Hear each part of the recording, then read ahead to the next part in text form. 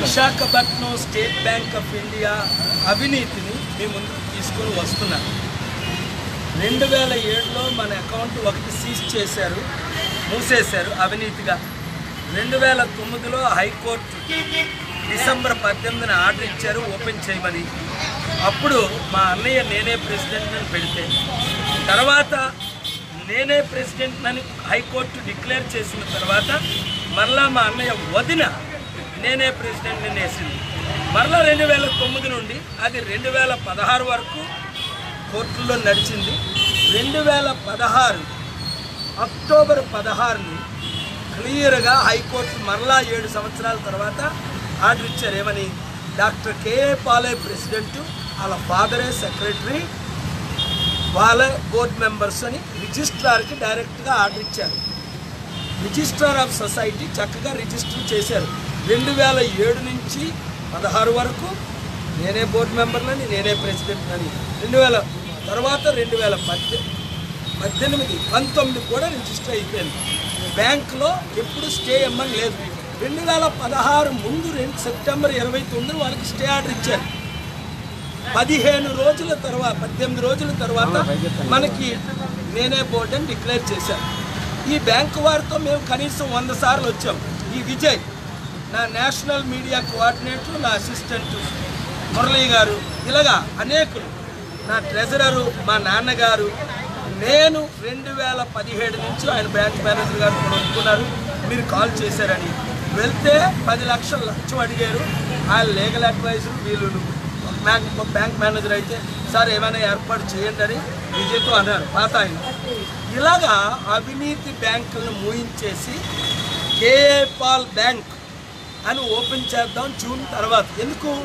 మీరు ₹1,00,000 బ్యాంకులో పెడితే మీకు సంవత్సరానికి ₹1000 ఇస్తున్నారు వడ్డీ. అదే మీరు ₹1,00,000 తీసుకుంటే సంవత్సరానికి 15,000, 18,000 గుంజుకుంటున్నారు. ప్రైవేట్గా అయితే 1,00,000కి 1,00,000. ఈ అవినీతిని నిర్మూలన చేయడానికి మనం కేఏ పాల్ బ్యాంక్ పెట్టబోతున్నాం. స్టేట్ బ్యాంక్ ఆఫ్ ఇండియాకి రేపటి వరకు టైం ఇచ్చాను. మరలా 12 సంవత్సరాలు అయింది మన బ్యాంకు, మన డబ్బులు సీజ్ చేసి కోట్ల రూపాయలు ఉంది. అంతేకాకుండా 100,000 కోట్లు విదేశాల నుంచి రావాలంటే వీళ్ళు FCRA ఉన్న బ్రాంచ్ కనుక ఓపెన్ చేయాలి, చేయట్లేదు. ఇదంతా బ్యాంకు కుట్ర, రాజకీయ కుట్ర. ప్రజాశాంతి పార్టీకి ఓటేయండి. చూడండి, ఎప్పుడైనా మాట్లాడితే నీతి నిజాయితీతో మాట్లాడతాం. ఏమనంటే మేము లీగల్ ఒపీనియన్ తీసుకుంటాం. ఏడుదా లీగల్ ఒపీనియన్? ఎన్ని లీగల్ ఒపీనియన్ కావాలా? హైకోర్టు కంటే లీగల్ ఒపీనియనా? 2007 నుంచి ఈ రోజు వరకు నేనే ఫౌండర్ ప్రెసిడెంట్ అని హైకోర్టు, సుప్రీంకోర్టు, డిస్ట్రిక్ట్ కోర్టు ఇస్తుంటే మీరు లంచాలు తిని, మోసాలు చేసి, అబద్ధాలు ఆడి, కుట్రలు చేసి, ప్రజల డబ్బు దోచుకొని మీరు బ్యాంక్ సర్వీస్ చేస్తున్నారా? చట్ట ప్రకారం చట్టానికి లోబడినందుకు అన్ని చర్యలు తీసుకుంటాం. హెలికాప్టర్ గుర్తుగా మీరు ఓటేయండి. ఎవరు క్యాండిడేటా ముఖ్యం కాదు. క్యాండిడేట్లు అందరూ వచ్చేయండి. ఈరోజు వైజాగ్లో ఉన్నాను, రేపు విజయవాడ, ఎల్లుండి విజయవాడ ఐలాపురం హోటల్ 301కి రండి. అందరూ నిలబడండి. మీకు తెలిసిన మంచి ఎమ్మెల్యే, MP, రెబల్స్ని కూడా తీసుకురండి, కంటెస్టెంట్ని తీసుకురండి. 175 ఎమ్మెల్యేని, 25 ఎంపీలని గెలిపించండి. Thank you very much. ఇది స్టేట్ బ్యాంక్ ఆఫ్ ఇండియా మా సొసైటీ అకౌంట్ అండి.